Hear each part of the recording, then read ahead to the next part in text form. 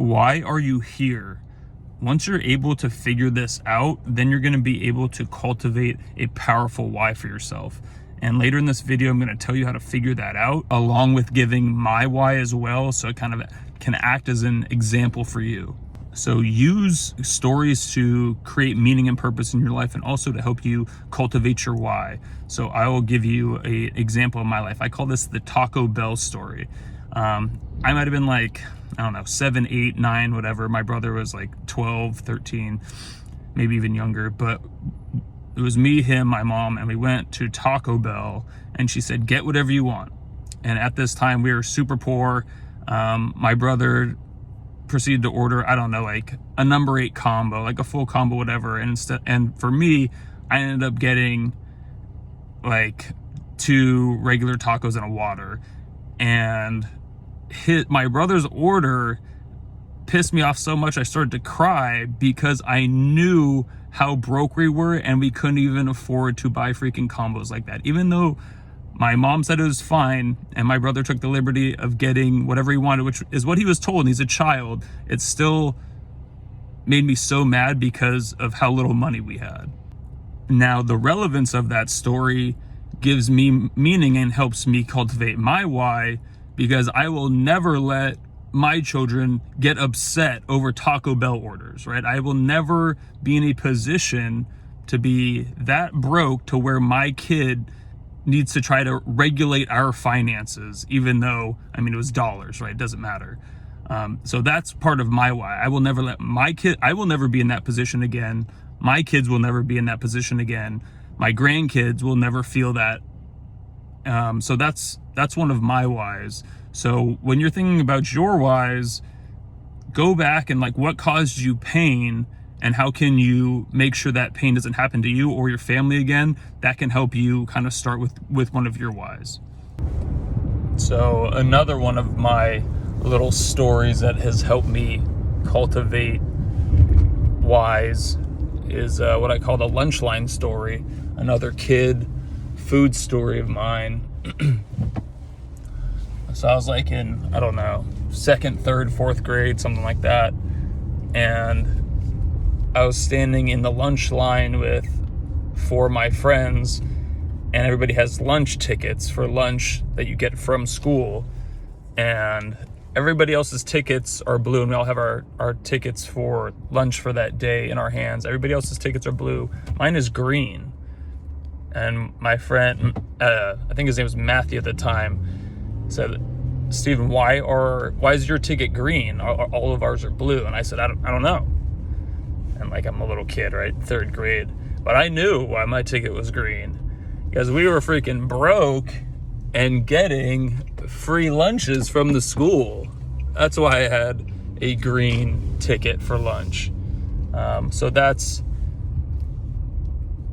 I don't know. I always think about that, and just feeling like kind of left out and less than the other kids, kind of a little chip on my shoulder. And I freaking hated being poor. It sucked. And that's kind of driven me through adult life to make sure that doesn't happen to my kids or me ever again, or my grandkids. So when you're thinking back on your life, what kind of stories do you remember or do you think about often that can kind of help fuel you forward and help you succeed or accomplish any goals that you have? So going back to that most important question in our life, which is, why are we here? When you think about it, there's no objective or provable reason or answer that you can give to that can be demonstrated or proven, which means that the only real answer to that comes from you, and it's individual. It's an individual answer. It cannot stem, multiple people. That's just your own. So if that's the case, then that helps cultivate and drive your why as well. So when I started asking myself that, maybe like 26, 27 years old, that really, like, if it's really a burning question, like you need to know why you're here, that is going to stir up a lot of shit in your life. And it's really going to like put you in a strange place that not a lot of your peers are in. I ended up reading a lot of like Eckhart Tolle. This is like almost a decade ago, and I was listening to like Sadhguru videos on YouTube, and he had like 200,000 followers. And I ended up having this like weird momentary enlightenment experience after like listening and reading these guys over and over again, to where I just like had a night where I felt like complete bliss, and I was totally like zenned out. I was like, holy crap, like how do I get to this forever? How does this last forever? And then it went away the next day, but it was completely life-changing. And then that started, making me answer deeper questions, like what happens after we die? How do I like be in this state after I die? How do I get to this? So it's just one more question snowballs into many, but they're like the most important questions, I think, that you can ever ask yourself or anybody else, is really being comfortable with life and death. So another one of my whys, you can have many. My first why is the, worldly, material, fiscal why of just being able to live a comfortable life, not having to struggle more than necessary, not having to be worried about money, not watching your family struggle. So that's my first why. And then I have a second why on top of that. And my second why is to not come back.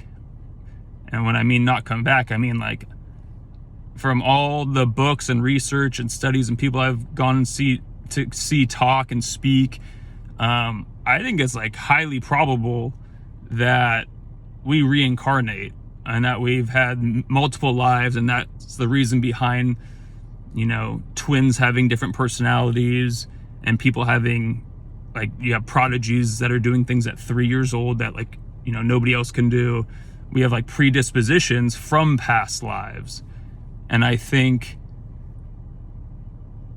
don't know if anybody says that they know, they're full of shit, but my educated guess is that we come back, and I no longer want to come back. I've had enough. Not that I was saying I don't like my life, I don't have a good life, I have a great life, but I want duality to cease. I want it to end. And an ending of duality, and duality being like, happy, sad, nighttime, daytime, sleep, awake, black, white, all that. I just want to cease to it. I don't want a roller coaster anymore. I just want nothing. And so I believe that the reason we come back is due to unfulfilled desires or regrets. So my big why is to not have any desires left or any regrets left, to fully actualize, realize my full potential, and to no longer incarnate back into another life. So I know that's kind of heavy and probably pretty wild for like 95% of people to hear. But it's something to think about. I consider myself to not be a very dumb person, I guess. I don't think that this is coming from just like a jackass that doesn't know anything.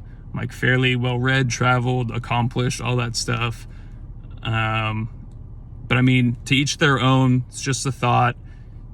Whatever your why ends up being, or multiple, make sure it's deep. Make sure it like really touches the root of who you are and resonates, because if it doesn't resonate, and if you're taking somebody else's why, then it's not going to act as a driver and a pushing force behind you to get what you need done to make you feel complete and satisfied and not needing anything else. And I think that's where a lot of people's compulsions come from, and they never kind of touch on that white noise in the back of their life, and they keep doing things over and over again, or they keep doing things to distract themselves from that gnawing feeling of those deep-rooted questions that they don't know the answers to. And almost nobody knows the answers to, because they never take the time, they never, in solitude, they never ask other people questions or take the time to read it. They're like, all right, man, I'm gonna go out and have some drinks with some buddies, instead of really grind down into some of the most important things that you can possibly think of and find out for yourself. to bring yourself happiness and peace of mind. So yeah, that's my little rant on that. What do you think about these ideas? I mean, is this something that resonates with you? I know it's kind of far out there, but it's something that's important to really like nail down for yourself. If you want to be happy and complete, give me your why down in the comments. Let me know your thoughts. I love hearing other people's whys. And something else that I also looked at was Simon Sinek's book.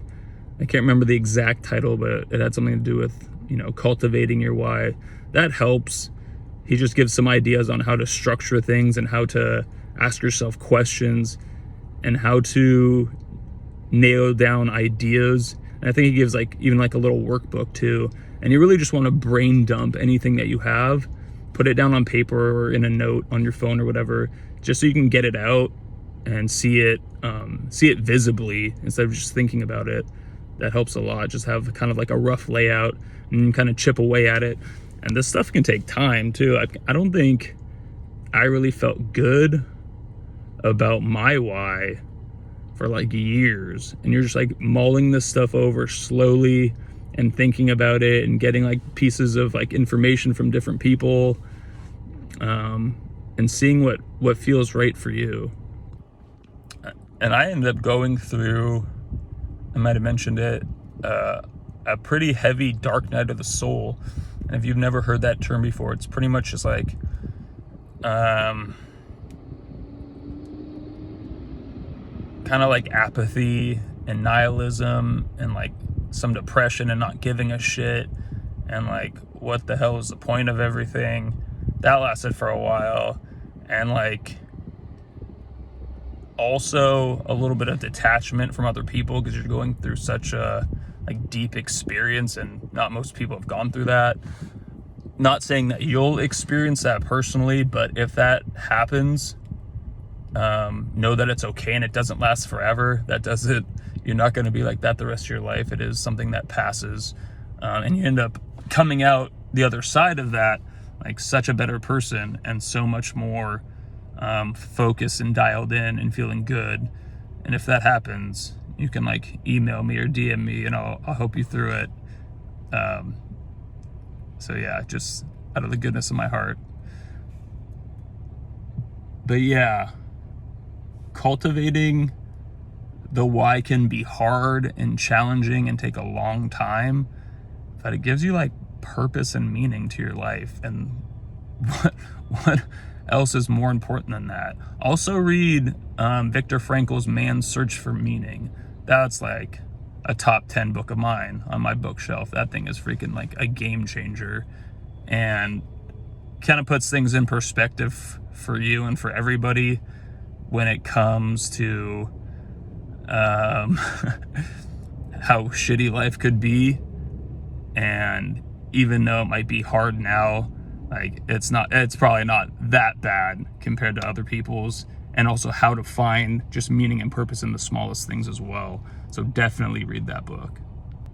So right now, I'm gonna give you a couple minutes to just do like a quick rough draft of just your most basic initial thoughts of your why, your purpose. Outline any stories in your childhood that come to mind right now. I'm literally just gonna wait for a couple minutes in silence here.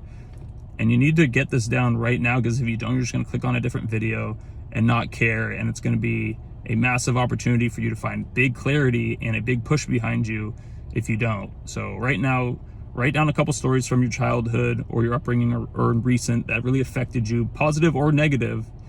They can be both. Mine came from mostly negative, but don't overlook the positive ones as well. Write down like 2 or 3, and then just write down maybe possible whys that come to your brain. Like let your mind just freaking wonder on this and brain dump.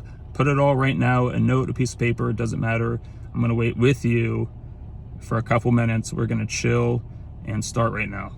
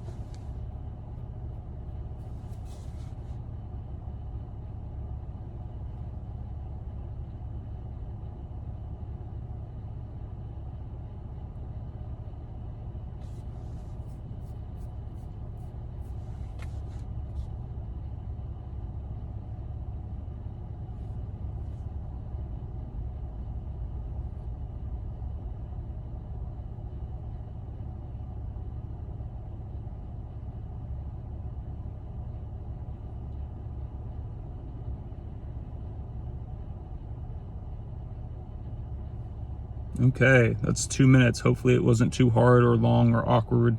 Hopefully you got some stories, just initial rough draft, thinking of your why. Keep adding to it. Don't judge it. Never judge what you're thinking. Just throw it down. You can revise it later. You can change it. You can delete it. Just don't censor yourself. Nobody's watching you. It doesn't matter. This is just for you. It's all for you. That's something that helped me a lot too. Just getting things down on paper. Because once it's kind of out of your mind feels a little bit more organized and can help you think a little bit clearer. Hope that helped. Yeah.